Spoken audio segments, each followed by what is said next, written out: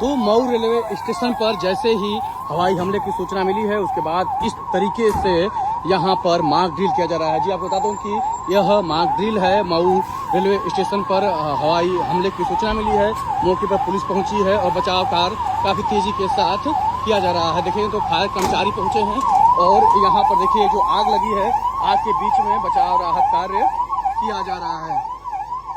तो फायर की टीम पहुँच गई है, पुलिस की टीम पहुँच गई है और इस तरीके से यहाँ पर पूरी जो गतिविधियाँ हैं वह की जा रही हैं।